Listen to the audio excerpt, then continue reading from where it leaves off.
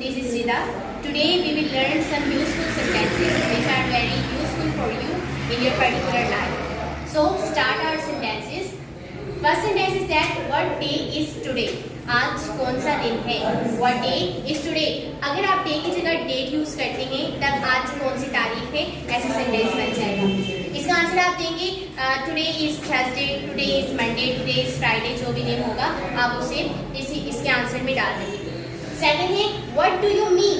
क्या मतलब है आपका? अगर कोई आपको शौकीन कोई बात कहता है तो आप शौक हो जाते हैं, फिर आप इस सेंटेंस को यूज करेंगे कि व्हाट डू यू मीन, क्या मतलब है आपका. लेट इट बी, जाने दो, किसी चीज को ड्रॉप कर देना, किसी चीज को लीव कर देना, कि छोड़ देना, फिर हम कहते हैं let it be.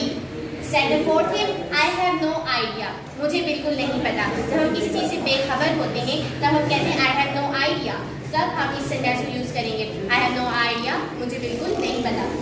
He is my fast friend, वो मेरा जिगरी दोस्त है.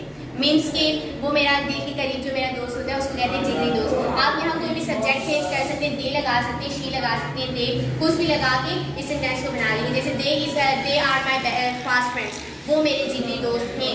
ज़्यादा दोस्त होंगे तो वो जिगरी दोस्त में, फिर यहाँ फ्रेंड्स ऐसे इजाफा हो जाएगा. ही इज़ फ्यूरियस विथ मी, वो मुझसे सख्त नाराज़ है. फ्यूरियस मीन वेरी एंग्री, जो कुछ ज़्यादा हमसे गुस्सा होता है तब वो मुझसे सख्त नाराज़ है. He is furious with me. Have you ever been to Karachi? क्या कभी कराची जाना हुआ? ये किसी जगह पर आपका जाना हुआ. हम कभी पूछते हैं कि क्या लाहौर जाना हुआ, क्या इस्लामाबाद जाना हुआ, तब हम क्या यूज़ करते हैं have you ever been to Karachi. Karachi की जगह आप कोई भी प्लेस यूज़ कर सकते हैं तो वो जुमला आपका बन जाएगा, क्वेश्चन बन जाएगा.